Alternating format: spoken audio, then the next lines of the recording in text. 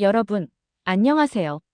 오늘은 한국과 중국 사이에서 오랫동안 이어져 온 논란, 바로 문화공정 이야기를 해보려고 합니다.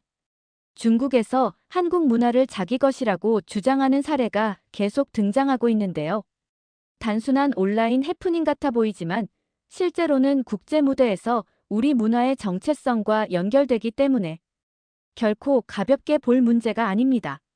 오늘 영상에서는 의상, 음식, 음악, 무술, 그리고 문자까지 중국이 자기 것이라 주장했던 5가지 대표 사례를 하나씩 살펴보겠습니다. 1. 한복. 첫 번째는 한복입니다. 2022년 베이징 동계올림픽 개막식에서 조선족 대표단이 한복을 입고 등장했죠. 문제는 그 이후였습니다. 중국 언론과 네티즌들이 한복은 사실 중국 한푸에서 파생된 것이라고 주장하기 시작한 겁니다. 한복과 한푸는 분명히 다른 기원과 역사를 가진 의상인데 이를 중국 전통 의상의 일부라고 포장하려는 시도였죠. 한국에서는 즉각 반발했고 한복공정이라는 단어가 국내외 언론에 오르내리면서 큰 논란이 됐습니다. 사실 한복은 삼국시대부터 고려, 조선을 거쳐 현대까지 이어져 온 한국 고유의 의복 문화입니다. 단순히 비슷해 보인다고 해서 뿌리를 중국으로 돌리는 건 역사 왜곡에 불과합니다. 김치. 두 번째는 김치입니다. 2020년 중국 관영 매체가 김치는 중국의 파오차이다라는 보도를 내면서 논란이 시작됐습니다. 파오차이는 중국 사천 지방에서 즐겨 먹는 절임 채소인데요. 발효 방식, 재료, 맛, 역사까지 모두 김치와는 다릅니다. 국제표준화기구 ISO에서도 김치와 파오차이를 완전히 별개의 음식으로 규정하고 있습니다.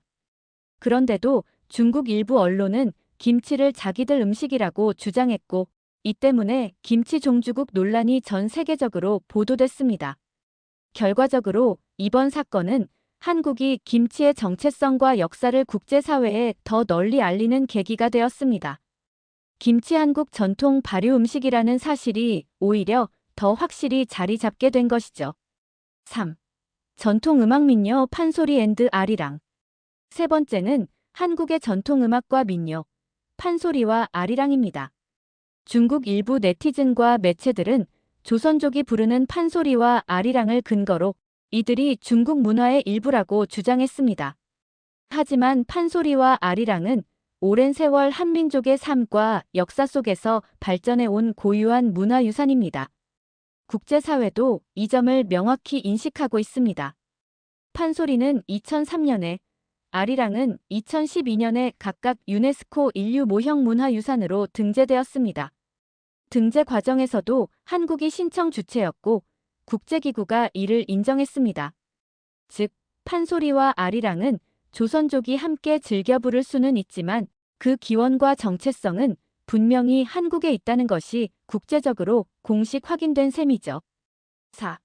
태권도. 네 번째는 태권도입니다. 태권도는 현재 전 세계에서 가장 널리 보급된 무술 중 하나인데요. 일부 중국 학자와 네티즌들이 태권도는 중국 무술에서 파생된 것이라고 주장해 왔습니다. 물론 한국 무술이 역사적으로 중국과 일본 무술의 영향을 일부 받긴 했지만 현대 태권도는 1950년대 대한민국에서 체계적으로 정립된 무술입니다. 그리고 2000년 시드니 올림픽부터는 정식 종목으로 채택되어 지금은 전 세계인이 배우는 한국의 대표 무술로 자리 잡았습니다. 태권도의 철학, 기술 체계, 그리고 국제연맹의 본부가 모두 한국에 있다는 점을 보면 중국의 주장은 설득력이 전혀 없습니다. 5. 한글. 마지막 5번째는 한글입니다.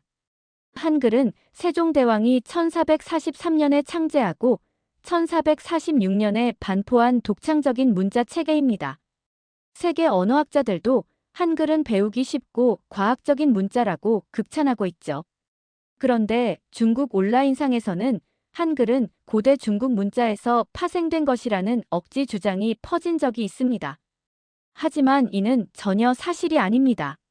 한글은 음소 단위로 체계를 갖춘 세계적으로 드문 창제 문자이며 유네스코도 인류 역사상 가장 창의적이고 독창적인 문자 발명 중 하나로 평가하고 있습니다.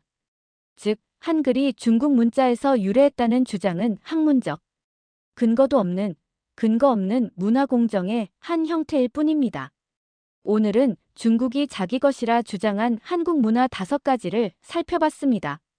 의상인 한복, 음식인 김치, 전통음악과 민요, 무술인 태권도, 그리고 문자 한글까지 우리 일상과 역사 속 깊숙이 자리한 문화가 왜곡되는 걸 보면 화가 날 수밖에 없습니다.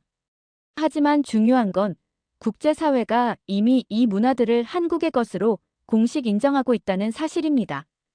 우리가 할 일은 단순히 분노하는 데서 끝나는 게 아니라 우리 문화를 더 널리 알리고 기록하며 세계 속에 확실히 자리매김하게 만드는 것입니다. 여러분은 중국의 이런 문화공정 논란을 어떻게 보시나요? 댓글로 여러분의 생각을 남겨주세요. 그리고 영상이 도움이 되셨다면 좋아요와 구독 부탁드립니다.